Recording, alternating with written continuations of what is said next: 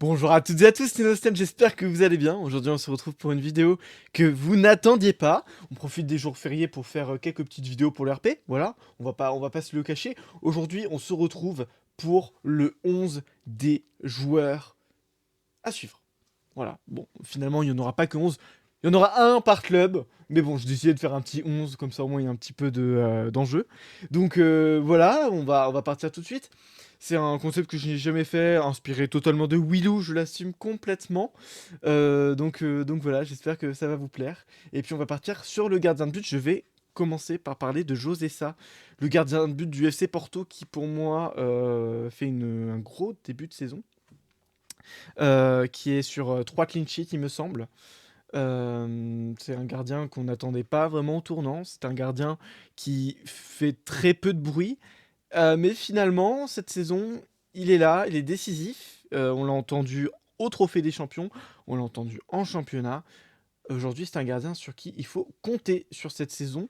C'est un gardien à suivre. À suivre complètement. Est-ce qu'il sera sur le trophée Collard à la fin de saison? Peut-être. Peut-être.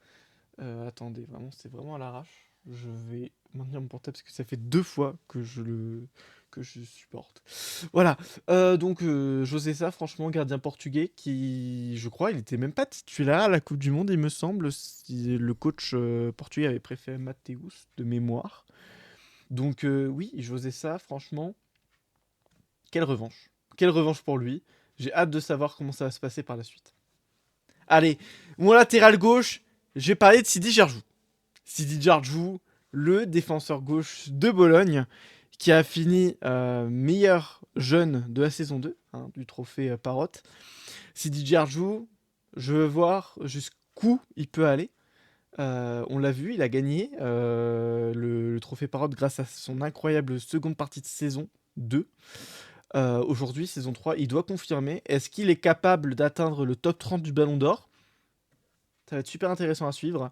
On connaît pour ses capacités de percussion, de vitesse, de tacle aussi. Est-ce qu'il peut plus proposer dans le jeu? Ça va être un joueur à suivre. En tout cas, j'ai très hâte de voir ce qui va se passer pour lui cette saison.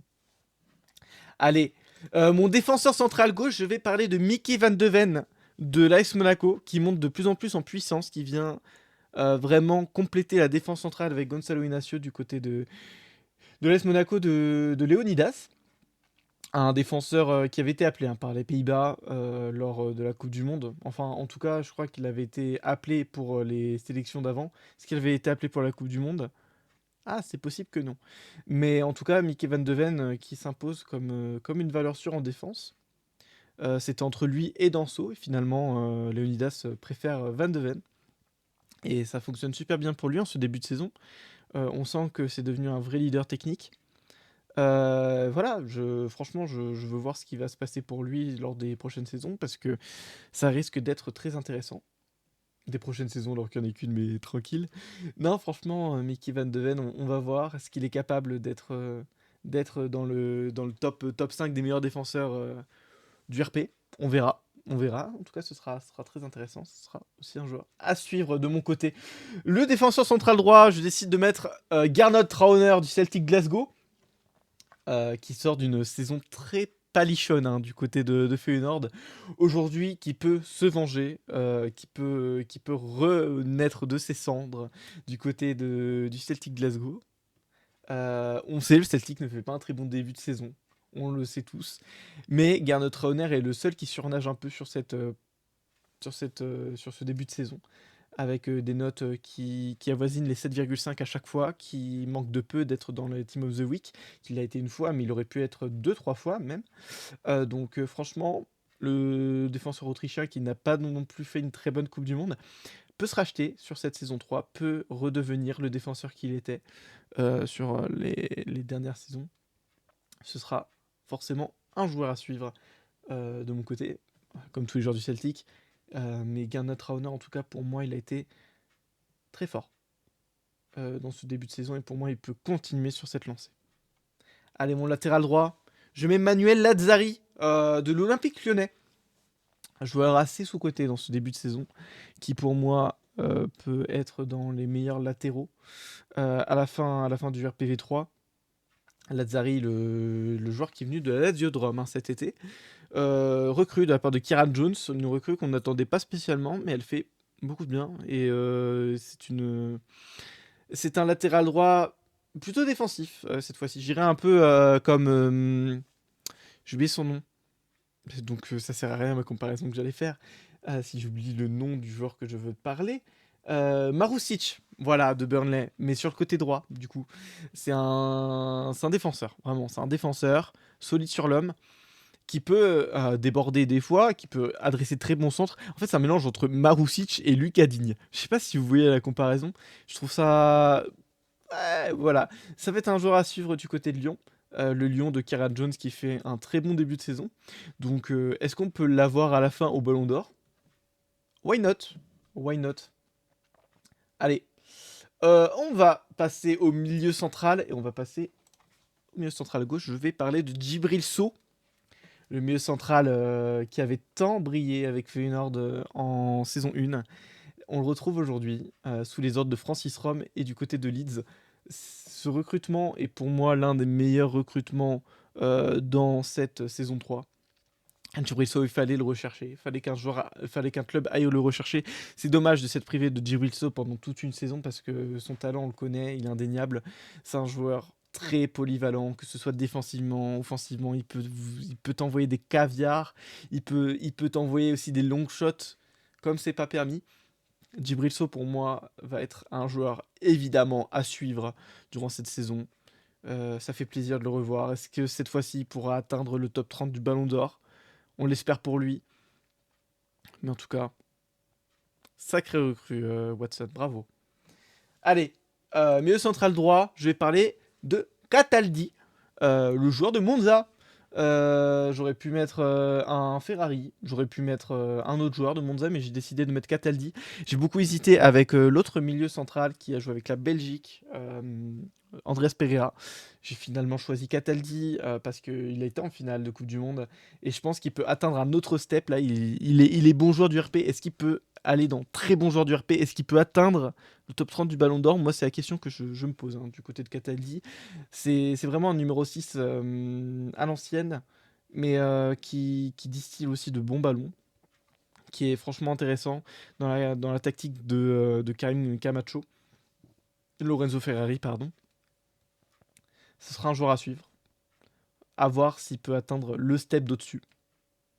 En tout cas, c'est ça qui va être palpitant sur cette saison. Allez, au milieu gauche, je décide de parler de Alieu Fadera. Du coup, du côté de Stade de Reims, je ne sais plus s'il est prêté ou s'il est acheté définitivement. Il me semble qu'il est juste prêté. Donc du coup, ça fera 2 jours pour les Alkmaar. Le Stade de Reims, j'ai hésité longuement avec Santiago Jiménez, avec Barreto aussi, s'il peut atteindre le top 30 du Ballon d'Or. Mais pourquoi je parle de Aliou Fadera aujourd'hui? C'est parce qu'on sait tous que Aliou Fadera a un gros potentiel. Il n'a pas été 100% exploité par Arthur. J'estime qu'il ne faut pas prêter ce genre de joueur. Personnellement, Fadera à la AZ Alkmaar sur la deuxième partie de saison qu'il a faite, pour moi, il devenait l'un des meilleurs ailiers de la V3. C'est dommage de ne pas en avoir profité. Aliou Fadera donc va pouvoir briller du côté du Stade de Reims, qui fait une très bonne début. Du coup, c'est pas français. Un très bon début de saison. Euh, Rapide, technique. Aliou Fadera, il a tout pour réussir à Reims finalement, à la place d'un Zakarian ou d'un Salomon. Pour moi, il doit être le titulaire, que ce soit sur le côté gauche ou sur le côté droit. Là, je mets sur le côté gauche parce que sur le côté droit, j'ai pas mis un ailier droit, j'ai mis un ailier gauche. Donc je me suis trompé. Voilà. J'aurais dû les inverser. On va le faire, on va le faire en direct ensemble. Non, en vrai, Aliou Fadera dans une équipe qui fonctionne bien, ça va faire des ravages. J'espère juste qu'il aura du temps de jeu avec Apka. J'espère. Et qu'il va pas préférer Solomon et que. Voilà. Pour moi, Fadera a un très meilleur potentiel que Solomon, que Zakarian. Je veux le voir cette saison. C'est un joueur à suivre s'il joue. Franchement, s'il joue, ça va être incroyable. Et sur le côté droit, Thomas Lemar.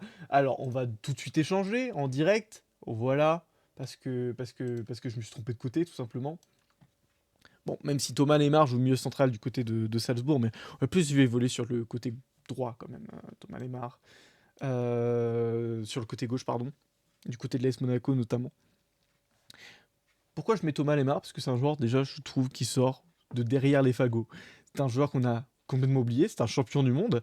Je sais pas si vous voyez mon affiche là, mais il fait partie de cette affiche-là, hein, Thomas Lemar.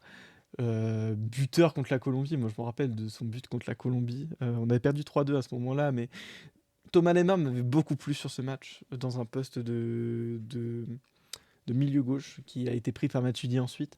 Mais je le trouvais super intéressant, super impactant, c'était un très bon joueur pour le collectif. Et Thomas Lemar, j'ai hâte de voir ce qu'il va donner du côté de Salzbourg. C'est un joueur qui peut très bien fonctionner sous les ordres de Luka Grbić. C'est la première fois hein, qu'il vient sur la RP Thomas Lemar, je crois. Donc franchement, voilà, c'est un joueur à suivre parce que c'est un joueur qu'on s'attendait pas à voir ici. Donc ça fait plaisir. Allez, on va finir par l'attaque. Ma double pointe. Je vais parler du Paul Ebéré, hein. Du Paul Ebéré Onuachu. Comment ne pas en parler? La révélation de la Coupe du Monde, Paul Ebéré Onuachu, le buteur phare du Nigeria, qui a rejoint du coup le Celta Vigo cet été, dans un club qui connaît un vrai essor, hein, je trouve, avec ces joueurs qui se développent de plus en plus. Bon, même si j'ai dit dans ma dernière vidéo qu'ils n'ont pas fait le meilleur mercato, je le pense toujours. Mais pour moi, en fait, le Celta Vigo a quand même un bon 11 titulaire qui fait que du coup, les joueurs progressent et de plus en plus, de mieux en mieux. Et Onuachu, pour moi, dans ce rouage positif, peut vraiment devenir le joueur qu'il pense être, le joueur qu'il a été durant la Coupe du Monde, mais sur toute une saison. Ça va être super intéressant à suivre. Est-ce qu'il sera plus dans un rôle de passeur ou plus dans un rôle de buteur? On a vu là lors des derniers matchs que c'est plus un rôle de passeur pour En-Nesyri notamment. Donc à voir ce qu'il va donner, Paul Ebéré. En tout cas, j'ai très hâte de voir ce qui va se passer pour lui. Et enfin, le dernier joueur que je mets dans ce 11 des joueurs à suivre, les joueurs que je retiens le plus lors de cette saison 3. Ensuite, il y aura les remplaçants évidemment. Donc, le dernier, je pense que vous en doutez, j'en ai parlé dans ma vidéo prono. Peut-être le futur Ballon d'Or, on ne sait jamais. Sasa Kalajic, pour moi, retient énormément mon attention. Il n'a pas été très bon sur son retour au Celtic Glasgow. Il m'a pas vraiment convaincu de le garder. Mais je sais son potentiel, je sais ce qu'il peut faire. Et il peut être totalement ravageur du côté de la Z-Alkmaar sur un duo Pavlidis-Kalajic. Il peut être tout simplement énorme. Sasa Kalajic, il a un vrai potentiel, il a une vraie taille, donc forcément il va prendre des ballons de la tête, il est très physique et très impactant. Pour moi, il a tout pour réussir du côté de la Z-Alkmaar, c'est le club qu'il fallait. Ça va être super intéressant à suivre, en plus il a un storytelling entre le Sporting et la Z Alkmaar, vous le connaissez, je ne vous en parlerai pas dans cette vidéo. Mais voilà, ça va être génial de le voir évoluer du côté de la Z. Je suis très hype. Et franchement, c'est le joueur à suivre des 24 joueurs que je vais vous présenter aujourd'hui. Sasa Kalajic, faites très attention à lui, ça peut être sa saison. Voilà. Donc on va passer au remplaçant, sous un ordre pareil de plus défensif, enfin, du gardien défensif aux attaquants. On va commencer du coup par mon gardien remplaçant de cette équipe, cette équipe du coup de 24 joueurs, on va dire ça comme ça. Je vais parler de Vic Chambaéré. On pensait qu'il allait perdre sa place pour Provedel, mais finalement, il montre qu'il peut gagner sa chance parce que Provedel a été très critiqué, donc Chambaéré peut regagner sa place.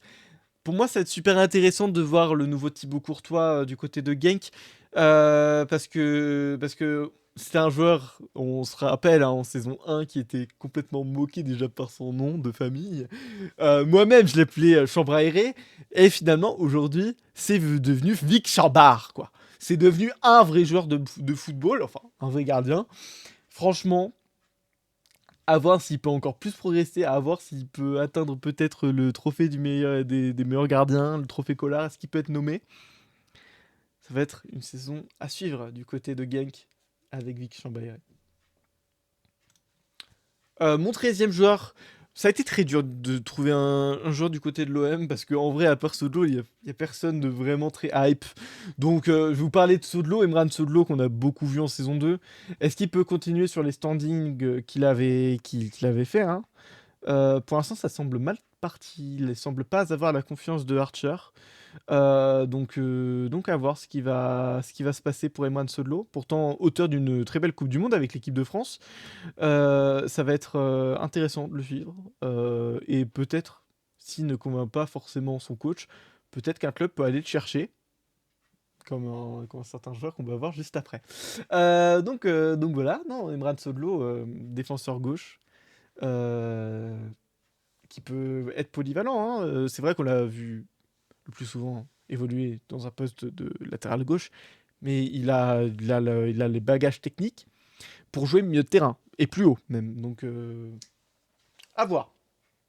Allez, mon 14e joueur du coup que je vais vous présenter, c'est Milan Van Ewijk du Stade Rennais. Il a gagné sa place de titulaire au fil du temps, hein, lors de la saison 2, et là aujourd'hui, il devient un titulaire indiscutable du côté du Stade Rennais. Un joueur rapide, dribbleur, qui est plutôt dans un rôle offensif. On a vu sur ce début de saison où il a fait des déchets, mais en même temps, il a été intéressant. C'est très mitigé son début de saison, mais en fait, c'est tout blanc ou c'est tout noir. Donc à voir pour Milan Van Ewijk. Je trouvais pas d'autres joueurs du Stade Rennais vraiment très percutants. Voilà. Donc j'ai choisi Milan Van Ewijk. Moi, ça me paraissait intéressant d'en parler aujourd'hui. À voir s'il peut rester titulaire ou s'il peut vraiment élever son niveau de jeu. Un défenseur central, non. Un milieu défensif. Je vais vous parler d'Hugo Guillamon pour mon 15e joueur à suivre. Hugo Guillamon, j'ai pas voulu faire dans la simplicité, j'ai pas voulu mettre un Zapata, j'ai pas voulu mettre un Golovin, j'ai pas voulu mettre un Machis. J'ai voulu mettre Hugo Guillamon parce que je trouve aussi son début de saison réussi. Il a marqué un but, hein, en J4, mais pas que ça. Moi, je le trouve très intéressant au milieu de terrain, surtout dans un rôle défensif. C'est la tour de contrôle de Valence. Un joueur qui sera très intéressant à suivre et qui va être très important pour la course au titre du côté du C2. Valence qui fait vraiment un très bon début de saison, les attendait pas autant. Et finalement, ils sont là, ils sont carrés, ils sont bien dans leurs bottes. Ils ne changent pas une équipe qui gagne. Hugo Guillamon, franchement, joueur à suivre. Allez, mon 16e joueur que je vais vous présenter, je vais vous parler de Dominique Corr, le joueur des Rangers. Dominique Corr qui est un ancien Verkself, voilà, qui pour l'anecdote avait liké une de mes photos sur Instagram il y a fort longtemps. Donc j'ai de bons souvenirs avec lui forcément. Voilà, donc Dominique Corr, c'est un joueur défensif, encore une fois, mais plus dans un rôle box-to-box ou meneur avancé, en numéro 6, hein, je parle. Donc ça va être un joueur à suivre du côté des Rangers, qui pour moi a une équipe très bien construite. J'ai hésité à mettre Rajkovic dans les joueurs comme ça, mais je me suis dit deux gardiens. Voilà, j'aurais pu inverser Rajkovic du coup pour les Rangers et Faravelli sur le retour de Faravelli du côté de Genk. Mais en fait, Faravelli, ça me paraissait trop simple de le mettre. Donc j'ai préféré mettre plutôt des joueurs peu connus. Peu connus, voilà. Donc j'ai voulu vous faire découvrir des joueurs aujourd'hui à suivre. Et je vais repasser par le 17e joueur. Et Jetson Fernandez. Voilà, on parle de Genk aujourd'hui. On parle de Genk. Jetson Fernandez, ancien joueur de Genk, qui est de retour du coup sur le RP grâce à l'inscription de l'OGC Nice. L'OGC Nice, il y a beaucoup de joueurs à suivre en vrai. Mais pourquoi je décide de prendre Jetson Fernandez? Tout simplement parce que j'ai envie de voir s'il va prendre sa revanche. Voilà, éjecté malencontreusement par Polo. Il a fait de très bons premiers matchs. À voir s'il va continuer sur cette lancée. J'ai envie de voir jusqu'où il peut aller, Jetson Fernandez, et ça va être super intéressant à voir. Allez, mon 18e joueur, Yacoub Moder, du côté de Burnley. Burnley, pareil, très compliqué de choisir un joueur à suivre parce que soit ils sont trop forts, soit ils sont pas à suivre parce qu'ils sont trop connus déjà. Donc, Je me dis, un petit joueur sur le banc qui peut dépanner, moi, un Yacoub Moder, ancien joueur de l'Hajduk Split, qui avait bien marché en saison 1, rappelez-vous. Voilà, donc est-ce qu'il sera utilisé par Younes? Est-ce qu'il sera assez utile et bon pour une équipe comme Burnley qui normalement cherche les premières places? Aujourd'hui, voilà, on sait en 4 matchs, 4 défaites. C'est pas les habitudes de Burnley. Est-ce qu'ils vont pouvoir se relancer? Est-ce qu'un Yacoub Moder va rentrer dans cette discussion? Peut-être, ou peut-être pas. Donc voilà. 19e joueur que je vais parler aujourd'hui, c'est Isaac Babadi. On a vu avec le PSV, il a un bon temps de jeu en ce début de saison. À la place d'un Lévi Garcia en perte de niveau. Isaac Babadi gratte des points, gratte des places. Il devient de plus en plus complet, rapide, dribbleur. Ça va être un joueur qui du coup dépanne sur le côté gauche. Normalement c'est un numéro 10 hein, de formation. Et aujourd'hui voilà, il joue dans un rôle de d'ailier gauche qui est presque le chouchou hein, de Amaury Plamont, le coach du PSV Eindhoven, qui restera coach du PSV Eindhoven. Voilà, donc Isaac Babadi, on sait tous, voilà, c'est la petite mascotte du PSV Eindhoven et ce sera un joueur à suivre cette saison. Allez, le 20e joueur, on n'a plus que 5 joueurs à parler aujourd'hui. Le 20e joueur que je vais mettre, c'est Yanis Sadji du SCO d'Angers. J'ai longtemps hésité à mettre Adama Bojang, mais je me suis dit quand même que Hadji, il méritait un petit mot parce que Hadji, c'est le joueur clutch de Angers pour moi. C'est le joueur qui amène les ballons, c'est le joueur qui crée des percussions, c'est le joueur qui crée des difficultés aux défenses adverses. Sans Hadji, pour moi, Angers n'existe pas. Et j'avais envie de le récompenser aujourd'hui par cette nomination dans les joueurs à suivre. Parce que c'est vrai que moi, j'en attendais rien. Et franchement, il m'étonne sur ce début de saison. Donc, j'ai trop hâte de suivre son parcours cette saison. Ça va être super intéressant à suivre. Allez, le 21e. Je vais parler de Jovan Cabral, le joueur du Sporting Portugal, l'ailier, rapide, percutant, qui pour moi aurait toute sa place dans beaucoup de clubs du RP. Mais il est aujourd'hui au Sporting Portugal, le nouveau club en saison 3. On a vu dans les amicaux, c'était lui le joueur marquant des amicaux. Aujourd'hui, on le voit moins, c'est vrai. Mais je pense qu'il a un sacré potentiel et qu'il peut, dans des bonnes conditions, dans des bons matchs, il peut vraiment être très décisif. Et j'ai envie de voir ce que ça peut donner. J'avais hésité avec Joshua King comme joueur à suivre. Finalement, voilà, je mets plutôt Jovan Cabral parce que c'est un nouveau joueur et que j'ai envie aussi de récompenser les nouveaux joueurs. Et voilà, j'ai envie de voir. Allez, le 22e joueur à suivre, j'en parlais tout à l'heure. Enzo Sternal, l'ancien joueur de Marseille qui a quitté Marseille pour Wolverhampton pour un plus gros défi, pour un plus gros challenge. Ce transfert, on ne reviendra pas dessus. C'est un transfert qui s'est fait de manière peu sportive. Enfin, peu sportive, je sais pas. En tout cas, c'est l'ancien coach qui est en FC Prison aujourd'hui, qui a pris cette décision de le vendre alors qu'il ne fallait pas, je pense, pour Marseille. Ça va être un très très gros coup dur pour cette saison. En tout cas, Enzo Sternal, ça profite à Wolverhampton. Wolverhampton qui a un très bon joueur aujourd'hui. Enzo Sternal qui, pour moi, c'est le jeune joueur à suivre cette saison.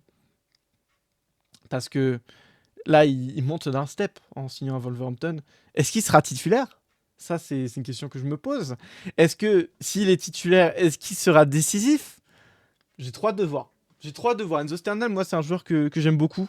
Et franchement, il me hype clairement. Clairement, il me hype. Et j'ai trop envie de voir ce que ça va se passer du côté des Wolves. Allez, mon 23e joueur, l'avant-dernier, je vais parler de Thales Magno. Du côté de l'Ajax Amsterdam. Thales Magno qui fait de très bonnes choses en ce moment du côté de l'Ajax, qui est pour moi le joueur décisif en ce début de saison. Percutant, rapide, dans un rôle de numéro 9. Pourtant, il a plus le profil ailier, mais c'est un vrai choix de Lucas Legou. C'est super intéressant à suivre. C'est devenu déjà l'une des mascottes dans ce début de saison. Et ça, c'est trop cool. Voilà, je suis trop content pour Thalès Magno. C'est un joueur hyper original. Ça apporte du sang neuf. C'est pas souvent qu'on voit Thalès Magno et ça fait très plaisir. J'hésitais avec Jayden Banel. Hein. Mais bon, faut pas abuser. Je pense que Jayden Banel va redescendre d'un cran. Thalès Magno, lui, est titulaire. Et j'ai trop hâte de suivre sa saison. Est-ce qu'il est capable d'atteindre 10 buts en championnat, par exemple? Est-ce qu'il en est capable? À voir. Ça va être trop cool à suivre. Et enfin, le dernier joueur. C'est un joueur de Saint-Pauli qui n'a toujours pas été cité. J'hésitais. Saint-Pauli, c'est dur. Ça a été dur pour moi de choisir un joueur parce qu'il y avait tellement de choix. J'hésitais entre Bachiroto, Carlos Junior, Fleming. Et finalement, comment ne pas revenir au retour aux sources sans parler de Antonio Raimondo. Antonio Raimondo, je l'aime beaucoup. C'est vraiment un joueur que j'aime particulièrement, vous le savez. Du côté de Bologne, je l'ai trouvé très intéressant en première saison. Malheureusement, deuxième saison, il a été beaucoup moins bon. Mais là, j'ai trop hâte. J'ai trop hâte de suivre sa progression du côté de Saint-Pauli. Est-ce qu'il est capable de revenir à son niveau d'antan? Parce que là, du coup, il va jouer beaucoup de matchs et ça va être super intéressant à suivre. Franchement, moi, Antonio Raimondo, je suis clairement hype. Voilà. Donc, franchement, cette vidéo, j'ai trop aimé la faire. Je me suis replongé dans les équipes du RP. Moi, ça me fait trop plaisir. Ça me fait trop plaisir, en fait, de parler des joueurs qui ne sont pas trop connus. Moi, j'ai un petit kiff sur ça. J'avoue, j'ai un petit kiff. Voilà. Donc, si vous voulez, on peut refaire un petit topo des joueurs que j'aurais pu citer du côté des 24 équipes. Parce que c'est vrai que bah, il y a des remèdes, hein, évidemment. Bah, forcément, c'est un joueur, un club. Un club, un joueur plutôt. Donc forcément, j'ai dû faire des choix. Par exemple, du côté de Porto, j'aurais pu parler du petit jeune Moura, qui pour moi est super intéressant à voir. Franchement, c'est vraiment un joueur à suivre. Ou Mihailovic, tout simplement, parce que c'est vrai qu'il quitte Feyenoord, il rejoint son ancien coach avec lui dans ses bagages. Donc ça va être aussi très intéressant de voir. Si Jarju, du côté de Bologne, j'aurais pu parler de Jonathan Merch. Voilà, le joueur même de la saison 2. Parce que c'est vrai que, en fait, c'est plus un joueur même, c'est devenu un bon joueur, Jonathan Merch. Faut s'en rendre compte. Donc, oui, j'aurais pu le mettre. Pour Monaco, j'aurais pu mettre Marco Llorente, forcément. Il vient d'arriver, il a fait une très bonne Coupe du Monde. Il a été franchement très fort en ce début de saison. Il a été nommé dans les awards du mois, c'est pas pour rien. À voir s'il peut continuer sur cette progression. Ou encore, j'aurais pu parler de Victor Osimhen. Pareil, joueur nigérian qui a fait une super Coupe du Monde aussi. Qui vient en tant que superstar du côté de Monaco. Ou encore Colomboigny, forcément. Du côté du Celtic, c'est dur. Moi, j'aurais pu citer tous mes joueurs. Hein, même Mario Germain, j'aurais pu le citer. Hein. Non, en vrai, qu'est-ce que j'aurais pu mettre légitimement?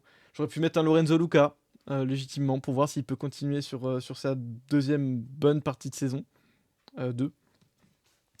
Donc j'espère qu'il reviendra au niveau, parce que c'est vrai que son début de saison est pas fameux. Pour Lyon, j'aurais pu parler de l'évidence Maxence Cacré. J'aurais pu parler de l'évidence Mike Trésor. Qui a été un gros flop. Enfin, gros flop, c'est dur. Il a été très, très, très, très inconstant dans ces deux autres clubs. Est-ce qu'il va continuer d'être inconstant du côté de Lyon? J'ai pas l'impression. À voir. Ça tombe, je vais lui porter l'œil, mais je pense que ça peut bien marcher cette fois-ci.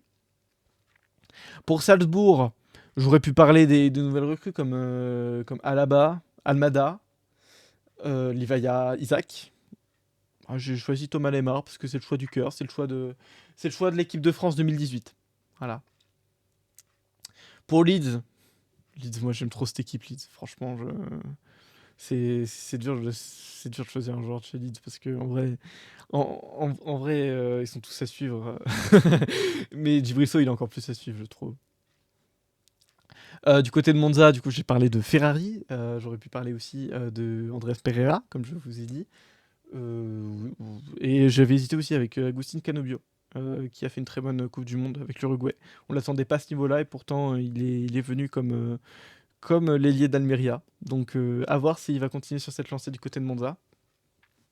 Pour le stade de Reims, j'aurais pu parler de Santiago Jiménez, de Barreto, de Cucho. Voilà, tout simplement. Mais j'ai décidé de parler d'Aliou Fadera parce qu'Aliou Fadera, c'est le GOAT. Du côté du Celta Vigo, j'aurais pu parler de Fred. Fred, qui pour moi est un super milieu de terrain, pillé de l'Ajax Amsterdam, juste avant que Lucas vienne. Donc beaucoup de chance sur ce coup-là. La Z Alkmaar, pareil, c'est une équipe que j'aime beaucoup, la Z, hein. Ça a tellement de bons joueurs aussi à aller regarder. Van Bredero 2, par exemple. Pavlidis, est-ce qu'il peut revenir sur son niveau de saison 1? Donc pareil, j'ai trop envie de voir ce que ça va donner, la Z. Du côté de Genk, du coup, je parlais de Champaire, je parlais de Faravelli. Je pourrais parler aussi d'Alassane Youssouf, encore un Nigérian, mais en même temps, ça a été les joueurs qui ont percé, hein. Durant la Coupe du Monde, c'est les joueurs nigérians. Donc c'est trop cool à suivre. Et Nesunal aussi, qui est arrivé du côté de Genk en panique. Est-ce qu'il peut s'imposer en point de l'attaque? C'est une question que je me pose véritablement. Du côté de l'OM, on va pas se mytho, j'ai personne à part Nassim Hamed et Edgar Pandouet-Nedbou. Et aussi le GOAT Siortino, bien sûr. Voilà. Du côté de Rennes, j'aurais pu parler de Nordin Candil. On va pas se mytho. Nordin Candil fait un très bon début de saison du côté de Rennes. On va pas se le cacher. Je sais qu'il est très décrié dans le serveur, mais le début de saison de Nordin Candil est. Si ça aurait pas été Nordin Candil, on aurait dit que ça aurait été un petit balleur du RPZ Champions, franchement. Donc ça fait plaisir son début de saison à Nordin Candil. Du côté de Valence, comme je vous ai dit, j'aurais pu parler des évidences Golovin, Machis et Zapata. Du côté des Rangers, du coup, j'aurais pu parler de Rajkovic, comme je vous ai dit. J'aurais pu parler également de Kakuta, de Andy Carroll aussi.